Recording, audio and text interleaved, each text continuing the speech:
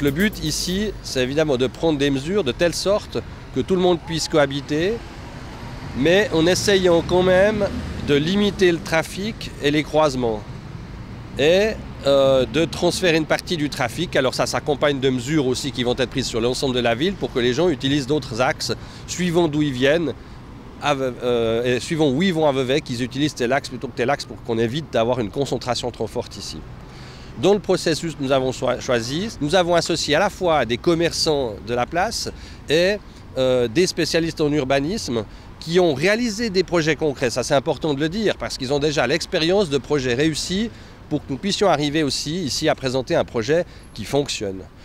C'est lié aussi au développement de la gare parce que les quais vont être allongés, la gare va être refaite, les cadences des trains MVR en direction de Blenay vont aussi être augmentées. Donc il y aura plus de trafic piétons et cyclistes, voire même motorisés à cet endroit-là, quand bien nous avons essayé de le contenir. Et il s'agit de réaliser un aménagement qui tienne compte de ça. Et la principale piste qui a été retenue, c'est celle de supprimer le giratoire et de supprimer, je dirais, le trafic du nord au sud, partant du principe que les gens devront utiliser d'autres voies, voies routières pour passer d'un endroit à l'autre de la ville, essayer d'éviter de concentrer le trafic sur la place de la gare. Ce que nous avons fait actuellement à travers ces ateliers, c'est d'établir au fond des lignes directrices. Dans quelle direction on veut aller, pour établir un cahier des charges pour un concours d'urbanisme sur lequel vont se baser ensuite des architectes urbanistes qui vont développer un projet. Mais il était important qu'on leur dise, dans les grandes lignes, qu'on leur propose déjà des pistes de solutions, pas les laisser partir n'importe où dans tous les sens. Et c'est ce travail qui a été fait au travers de ces ateliers. Alors j'ai cité un exemple, c'est le giratoire, c'est un élément évidemment fort, mais il y a d'autres choses qui ont été imaginées, c'est où est-ce qu'on va mettre la gare routière, parce que les bus sont un petit peu dispersés, c'est pas facile pour quelqu'un qui sort de la gare de savoir où est-ce qu'il doit prendre le bus, et ça, on veut concentrer la gare routière, c'est la piste qui a été donnée devant la poste actuelle. Il y a aussi d'autres aspects, il y a les aspects dépose minutes, pour des gens qui déposent quelqu'un à la gare ou qui viennent reprendre quelqu'un à la gare. Il y a plusieurs emplacements qui ont été imaginés. Voilà, c'est l'ensemble de l'aménagement de ce projet qui doit être fait, aussi avec une vision globale.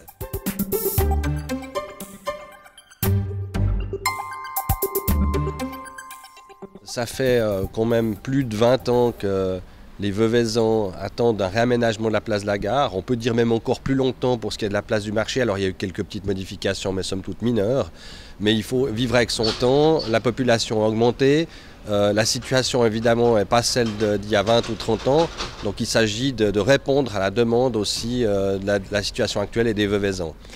Pour ce qui est de cette procédure, on souhaitait dans un premier temps effectivement s'attaquer à la place du marché parce qu'il faut savoir qu'on a une échéance, ce qu'est la fête des vignerons. Quand je dis la fête des vignerons, il ne s'agit pas de réaliser ce réaménagement avant, mais après, parce que lors de la fête des vignerons, pendant cette période-là, les Veveysans seront habitués à ne plus utiliser cette place. Et ce sera plus facile de lancer un chantier à ce moment-là. Si le projet n'est pas prêt, ce n'est pas dramatique, on le fera plus tard. Mais si on peut profiter de le faire dans la foulée, ce sera beaucoup plus confortable pour les usagers de la place du marché. Et puis réaliser un aménagement sur cette place sans savoir ce qu'on imagine faire à la place de la gare, ça n'avait pas de sens. Parce qu'il y a une cohérence entre les deux espaces. Les gens qui arrivent à la gare par le train, forcément vont se rendre en bonne partie effectivement vers les centres commerciaux, mais aussi en bonne partie vers le grand centre commercial qui est le centre-ville, la place du marché, et donc ces deux éléments sont liés. Donc il fallait qu'on ait une réflexion commune, et c'est pour ça que nous avons initié des ateliers pour réfléchir à l'aménagement de la place de la gare et en lien avec la place du marché.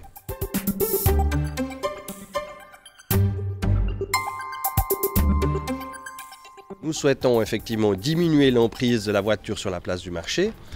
Il est prévu dans le préavis qui est présenté de passer de 450 à 200 places, toutefois pas sans compensation, parce qu'évidemment il y a un certain nombre de voitures ventouses sur cette place du marché, soit des pendulaires qui viennent travailler ici, ou des gens qui habitent le quartier et qui seraient disposés à mettre leur voiture relativement proche du centre, dans d'autres parkings, mais qui n'ont pas cette possibilité-là aujourd'hui, et donc ils se passent sur la place du marché en plein centre.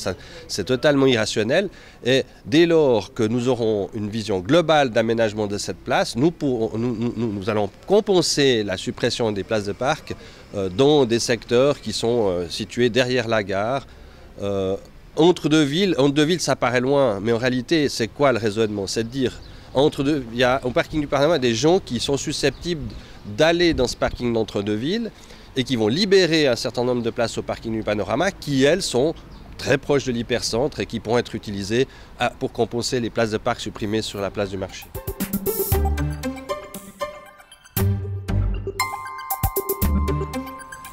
L'avantage que nous avons dans ce projet, c'est que nous souhaitons une démarche qui est possible de réaliser par étapes.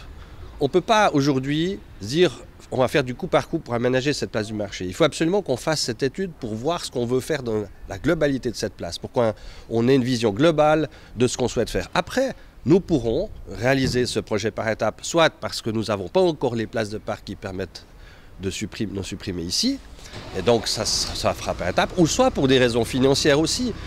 Et souvent, effectivement, les raisons pour lesquelles un projet échoue, au-delà de son contenu, c'est aussi pour des raisons financières. Et là, nous avons la possibilité, et c'est ce que nous allons demander aux participants à ce concours d'urbanisme, à ce mandat d'études parallèles, nous allons leur demander de pouvoir nous faire un projet qui puisse se réaliser par étapes. Ce qui n'est d'ailleurs pas du tout insurmontable, ça se fait dans plein de villes, et c'est tout à fait possible.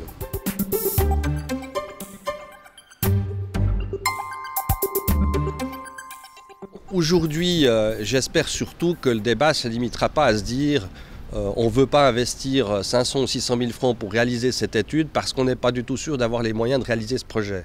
Ce serait faux parce que ça nous contraindrait à faire du coup par coup, à proposer des aménagements ici, là, à supprimer 20 places de parc ici, 30 là, sans de vision globale. Donc ce que je demande et ce que j'attends du conseil communal, c'est qu'il comprenne ce qu'on lui demande, à savoir les moyens de définir un projet. Ensuite, bien sûr, qu'on devra tenir compte des moyens financiers qu'a la ville pour le réaliser par étapes. Mais on est obligé de passer par cette étude-là, quand bien même on nous dira c'est la Xème étude. Mais c'est pas la Xème étude en réalité.